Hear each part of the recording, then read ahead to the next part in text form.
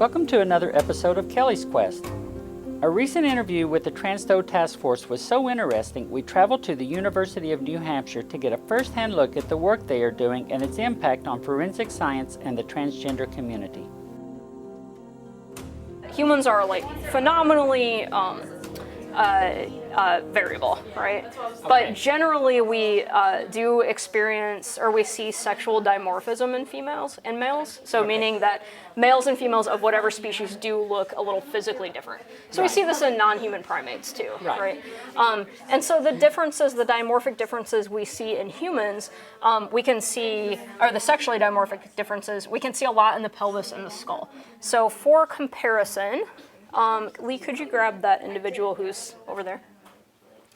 And this really only works when we compare. You know, we can look at one person, but really we look at a lot of people with our unknown and compare that person to the known. Right.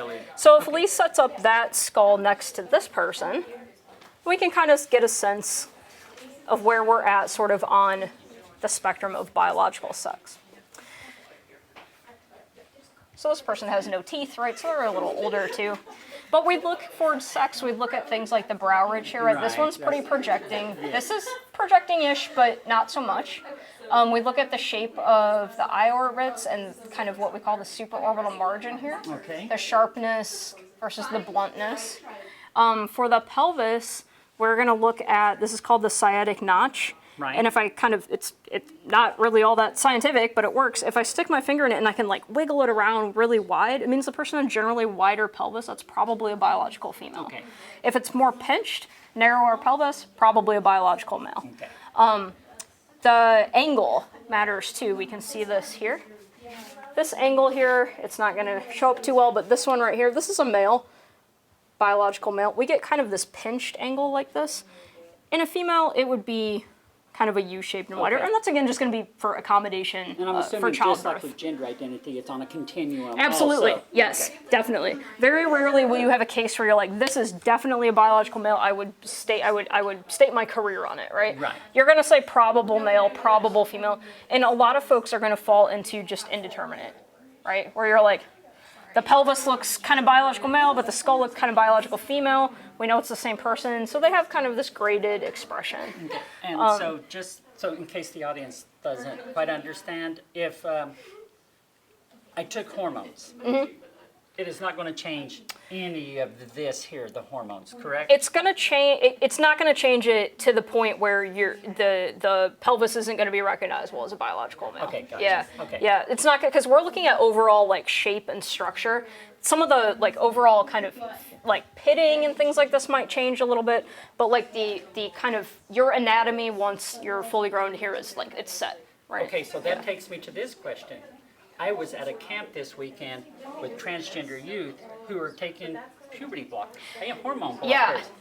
Is that, I'm assuming that since the bone structure hasn't fully formed yet and there hasn't been this flood of estrogen and testosterone and all of these others, will that change the structure of it then? That's a really good question, and that I know that we have not answered that in terms of like my field in anthropology. I'd be very interested to know that. I think that we're kind of in a sensitive area here where it's like, well, to know the answer to that question, you have to ask people to be subjects, right? And here are folks who are maybe well, one, underage, but two, maybe don't want to be studied in that way, right? Exactly. So, and that's totally valid. So, I don't know the answer to that question. I would love to know it because I think it would have wide-reaching effects on how we understand individuals. Especially as we're going through this evolution. I mean, these transgender youth, they are the future, and gender is being changed completely. Right. So this might become out of date. Right, and we have to, totally, and we would have to update kind of our understanding of the human skeleton as it relates to individuals who are taking things like these puberty blockers and things like that. And the answer to that is unknown. It's unknown how that affects the skeletal system from the point of view of how we would answer an anthropological question. Okay, and one other question, the brow ridge. I know facial feminization surgery is a big part of it. Will there be like marks on the brow that you can see that there's there's been something done to restructure it, or is that dependent on the surgeon? Yeah, I think that's dependent. That my best guess for that is that it's dependent on the surgeon. I do know that I found a master's thesis where somebody was looking at the skeletal effects of feminization surgeries. Okay. And I can't, I scanned it and I cannot remember the overall findings, but that was the only thing I've ever found. I love that we're challenging science. Right. I just love it. And I think that, in order to be a good science, right, a good science, forensic anthropology, anthropologists, skeletal biologists at large, you have to force your science to catch up to culture. And if you have individuals who are, being transgender or gender variant is not a new thing. No. But it's new insofar as scientists haven't started applying, right, this known idea in culture to science. And so that has been like the historical disconnect. Okay, so let's get back to our skeleton here. Okay. So I'm assuming that the brow line here, this is biologically sex assigned at birth male, probably. Yeah, this is probably a male, right? So we have a few things that's making the skull look a little more like gracile or smaller, and that's probably because this individual was older when they died, right? No teeth left. They're totally edentulous, meaning they have lost their teeth antemortem before death. Okay. Yep. And in fact, not only just lost their teeth, but had enough time for the bone to resorb. They do have small little mastoid processes. This is what you can feel behind your ear. So, that I would say is more of a biological female feature, but this is more of a biological male feature. So right here in this individual, we have some kind of competing things going on. Okay. And ultimately, the assignment of biological sex or sex estimation to an individual it's a subjective question, right? It's, if I gave this to my students, half of them might answer male, half of them might answer female. They'd have to justify why that is. But the reality is that it's just an estimation. That's right? why I love science. Yeah. So it's not a determination, right? We can't know. Right. Okay. These people are from an archaeological site from 1,000 years ago. So just out of curiosity, where was this person from, if I can ask? So this is a collection from a site called Caesarea Maritima. It's in present-day geopolitical borders of Israel. Okay. Yeah. So UNH curates a portion of this collection. Michigan State curates the rest. And so we use these individuals for teaching, for learning osteology. So that's what these students have. All of these folks are in my osteology class last semester. But also for research. So Catherine has an isotopes project. So she's going to learn about where the origin, more specifically, of where each of these people were found. They're buried at that site, but where did they come from originally? Is that through DNA? It's through stable isotopes. So she looked at the abundance of strontium in the where teeth. things are at in higher Yep. levels in the earth. Exactly right. I love it. Isn't that cool? Yeah. Why did I get into teaching middle school? I can't be here right now. I think that about like every time I hear something cool, I'm like, I want to do that now too. So yeah, I mean, so what Lee and Anthony are doing with the Transdo Task Force is like what I feel like is fulfilling this like critical role, because when law enforcement asks an anthropologist to weigh in on the biological profile, age, sex, stature, and ancestry estimation, they're looking for, was this person male or female? And it's like, well, even if I'm pretty sure this was a biological male, how do I have any evidence that that's how that person presented in life? Right, because gender expression is gone. Exactly. So that is like that kind of piece, right, for a lot of individuals is not going to be expressed in the skeleton. You can't express gender identity in the skeleton. So you were talking earlier about the gait. Yeah. Like, so, people, I'm sure that's on a continuum also. And I know that people constantly work on their gait because there's stereotypes of, a man walks this way, a woman walks this way. Does that actually influence the way that the bones fit into the sockets and things like that? And if I'm asking crazy outlandish questions, No, it's not. It's my not. job. It's definitely.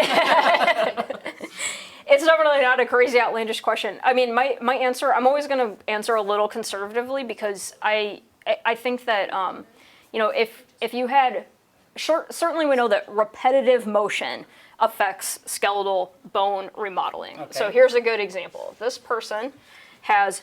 So if you feel like, this right here is a muscle attachment. Okay. It's big, it's beefy, it is, let me borrow your humerus, much different than this one, Oh, much different. right? Yes.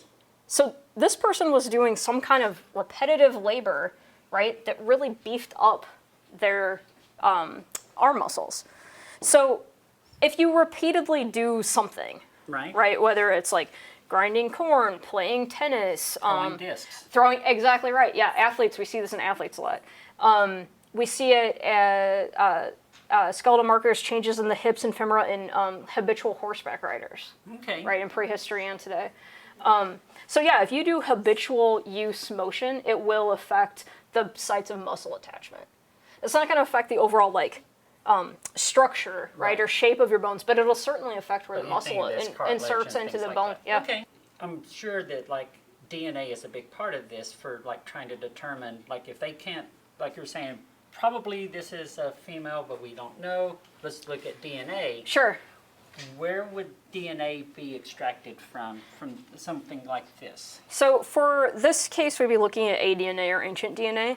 That gets a little trickier sometimes. I've had cases where it's extracted from this kind of top part of the femur. Okay. I've also seen it be extracted from, well, we can't really see it because it's inside the skull, but it's called the petrous portion, and it's essentially this chunk right here. I've also seen it in the hands, bones of the hands. For modern forensic cases, where is your kind of area that you know of that probably the femur still gets? If there's not teeth without fillings, then it's the femur or the foot bones. Yep, okay. So, again, we don't have feet out here, but this is a good site. It's also good for, it doesn't really mess up any other anatomy, right? If you take a chunk out of here, you're not losing any real data, right? Correct. You're only generating data. So, and teeth are, like Anthony said, are great for both isotope analysis and DNA analysis, yeah, if they don't have fillings. So if we can also, I don't know if, so here's the person, the teeth are pretty broken over there. Here's a person who has, that's a gigantic cavity. I know about that. And another one starting there. So, for even if we had an unknown individual, take one of the transdo cases, right? An unknown individual. One of the things law enforcement wants to know too is estimating ancestry, right? Was this person white, black, Asian, etc.? Obviously, in our admixed world, that is getting increasingly more difficult to give one answer to. Right. Also, humans are notoriously bad about identifying, right, that is a white person, that is an Asian person, that is a Hispanic person. Some people even argue about what the term Hispanic even means, right? Okay. So, yep. But law enforcement might ask us to do an ancestry estimation on a person like this, and so again, the skull is a really great site for ancestry estimation. The teeth are a good site. We can show you even how we kind of measure and enter this all into software program that'll kind of spit out a probability estimate of if this person was, 89% typical of American whites, something like that. So we do have some kind of right, I see what you're saying. Yeah, so we There's do have a baseline. Right. Okay. Yes, and that baseline is generated through reference samples of known individuals. Lots and lots and lots of data points. Yes. Okay. So in order for to help Lee and Anthony, right, as the anthropologist that helps Lee and Anthony, hopefully with their work, we can. That's kind of our part, right? We can generate some information from the skeleton, whether it's about age or sex or ancestry or stature or pathology, right? Did this person suffer from some kind of pathological feature, or did they have poor health or something like that? And that information not only does law enforcement... So that gets stored in this... Yeah, the skeleton is quite literally like a record of your life. Okay. Really nice job on that hand, by the way. Thank you. That's beautiful. We really tried. Yeah, that's good. So that's basically a giant puzzle book. Yes. Okay. Yeah. So this anthropology is 100% a comparative science, no matter what type of anthropology you're doing. For skeletal biologists and students that are working in a forensic anthropology or human biology or human osteology class, they're definitely using comparisons, whether it's the book, whether it's another skeleton, whether it's the model, whatever it is, you're constantly, right, this is how you figure out which piece goes where. Try to match it. Yeah. So how do you work through, because nothing against you all, but we all have biases. So you all have come in here with preconceived notions. How do you smash those? That's a good question. You have any answers? I'll give my answer first. Go for it. I think that it's really hard to do. I think that in a forensic case, it's really imperative that you try to come at it as much blind observation as you can. But even with that, I mean, law enforcement is going to drop the case off to you saying, we found this person in X condition, or they have an idea that they're already working with, and all this stuff. So it's really, really difficult to work in the blind doing this. These guys are doing more of that kind of blind work, because did I give you any information about these folks, or did I just tell you to go pick a body and? Just to pick a burial and then figure out, and then later on we got the notes of a probable That's female, right. probable male. But like to begin with, body 5, the bones were a lot larger than the other bodies, and that led us to assume it was a probable male, but based on the evidence, more likely it's an ambiguous individual. Yeah. So even like bone size, which you could, like, normally you'd be like, oh, they're larger bones, it's probably a male. You can't just assume it's bone structure. Exactly. So we certainly have very tall females, very muscular females, very gracile, small biological males, and everyone in between. And you can also have features that look really, really like beefy, like that huge muscle attachment, right? Right. That could be a fantastic female athlete, right? So it's difficult to divorce yourself. I mean, we can't divorce ourselves from our culture, right? No, we can't. I mean, I would have a hard time doing it because as a transgender woman, I'm very binary. I'm working past that now, but sure. I'm a very binary individual because, I mean, I'm like, boom, boom, there's a fence, I'm going to jump over it, and here I am on the other side of it. Right. And I know that that's not how it works, but I would bring my own biases into this, and I don't know how I would shake them. It's hard. I mean, and we also, we have some notes too from the original excavators about some grave goods, right? So if we see an individual who has, like, we've got in this collection, like some green staining right here, we're going to assume that's probably made by earrings, right? Through decomposition, the earrings are sort of laid here. Do we know for sure that only biological females wore earrings 1,000 years ago and what is now modern day Israel? I don't know the answer to that. I also don't know, there are lots and lots of instances in bioarchaeology where, it was skeletal remains were recovered with like a big sword, and so people were like, well, male, right? And through DNA testing and skeletal reanalysis, it's like, no, this is a female individual, And so what does that mean for? Because we're coming at this with the preconceptions of our current culture, American Western culture that we live in, right? Where males must have wielded swords and females must have worn jewelry, and that's not possible to know, not only in the past, but also in modern forensic cases. And just like, so another thing, like women now run a 4-minute mile. Yeah. Whereas, that was thought unheard of for anybody previously. So I'm imagining there's changes that are happening continuously also. So do you have to compare this? You can't compare this to a body from today just because women are running faster. I mean, things are changing all the time. Yeah, so we call that secular change. So that's like that kind of, those sort of changes, and that's a good example. Another example that people use a lot is height, right? People are generally speaking getting taller, right, because of increased nutrition and access to resources and things like this.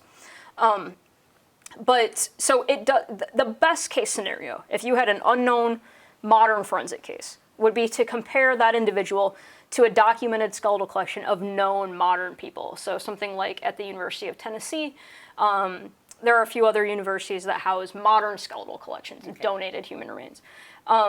That's just not always possible, right? It's hard to generate that kind of data and create that kind of collection, rather. And so, it doesn't make a lot of sense to compare a modern person to this person. It makes more sense to compare this person to this person.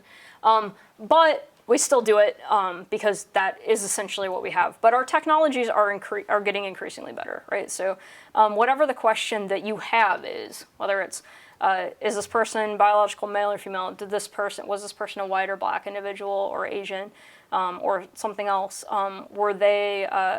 Did they grow up where they were buried? Right? We can answer all those questions now. and we can at least get a little bit closer to approximating the reality of how a person lived. Right. But still, the biggest, and this is why I find what the Transgender Task Force does so fascinating, is one of the biggest pieces that there is no technology to throw at it is gender expression. And that is, Good luck. and that to me is partly like, and the other part is like, oh yeah, that's where we should be working, because that is where like the really cool stuff happens, I think. Because you can take all of your scientific information, right? We could compare this person to 1,000 individuals, and we might get a better idea of maybe biological sex based on, if we had a population reference sample and how this unknown person fit into all these other folks. We're still not going to know how this person expressed themselves in life. From what I understand, the better kind of expression is probably that the individual is intersexed, right? And so that is totally uncharted territory in terms of how many biological anthropologists are thinking, right? We think male or female. And then here we're coming along being like, yeah, but what about gender expression? Yeah, but what about intersexed individuals? So it is progress. Right, then. It totally. is. I think so. That was a question that 5 years ago I probably wasn't even thought of. 100% was not. Okay. Right, and if you go to the forensic meetings, or if you go to the physical anthropology meetings, I mean, there are like inklings of like shades of people starting to think about this. But for a discipline that really relies on sex estimation as part of what we can give to law enforcement, what we can give to the past, we have to think about it better. That's my opinion. And you're kind of, they want you to give an answer, so now you're Right. kind of feeling like, oh, I have to give an answer. Right. Law enforcement doesn't want to hear indeterminate sex, indeterminate race, unknown stature, right? Unknown whatever. They're coming to you because they want you to help them refine their missing persons list, or help them figure out who this person was in life. But again, if their gender identity expression didn't match their biological sex match, then whose identity are we giving? I mean, we're helping them find somebody who did not present that way. And so that might be useful if they have a lot of other corroborating information, but probably it's not going to be. The pushback that says, well, since it's a needle in the haystack, why are we looking for the needle? So- We've got the haystack. That's a great question, and that is one that I am, when I present at the forensic meetings next February, I'm fully expecting to get that question. So I've been working on my pitch about why we should care, right? That these are not these standalone, like, needle in the haystack, like, you're never going to come across this, so don't even bother thinking about it cases. And I'm going to draw on Lee and Anthony telling me today that they have 65 trans or gender variant individuals on their case map of cases that they think are unknown victims, right? But who had some kind of gender variant expression during life, right? Trans or otherwise. So 65 seems like an insane number, because the last time I checked, it was not even that. It was not 65, right? Cases have been added, and that's in a year that they've been doing that work. So if they've located 65 possible cases like this, and this is just, I mean, and this is in addition to all the other work they do, this is not a needle in the haystack problem to me. I also will point to the really sad statistics about disproportionate homicidal violence rates against trans people. And so it is an unfortunate reality that trans people experience violence at disproportionately higher rates, right? So this makes them susceptible to becoming forensic cases, and that will be my response to that question. Because I fully expect that more conservative, and I don't mean politically, but more conservative-leaning individuals who are going to say, well, this seems kind of like a niche project, right, or a niche idea. Yeah. I'm going to say, I don't think that that's true. And I think that in doing this work, and like the Casimir Pulaski example, it's bringing to mind the reality that we're probably missing intersexed individuals for sure, right? We're missing individuals who transition to different times in their lives, right? We're missing a lot. And your question about how young people taking different hormone blockers, like we have no answer to that. Right? We have no answer to how that affects the adult skeleton. So it's my hope that this, right, working with... You all are going to get the answer. Yes, I hope. I think that would be great, right? I think that there is... If you're going to be a good anthropologist, this is my disclaimer of my opinion. If you're going to be a good anthropologist, it has to come with a side or a healthy dose of activism, right? Like, why do this work if you don't kind of invest long term in how to solve problems that are like coming down the pipeline, right? So I think that looking at the statistics of homicidal violence against transgender individuals and looking at the inability of anthropologists to tell you about gender expression and just biological sex estimation means that like we have to do this work. It's not, it doesn't get to be a choice. You have to care about it. They're going to listen. You give it with that much passion. Thank you. Yeah. All right. I practiced on you guys. There is no binary. There's not. I mean, biologically speaking, it's a fallacy to think that we are going to group, these skeletons are male and these are female, and that's the end of the story. It's never been that way. And that's never been the reality. It's unfortunately been the way that science has progressed, right? But I mean, you've said several times just during our conversation, like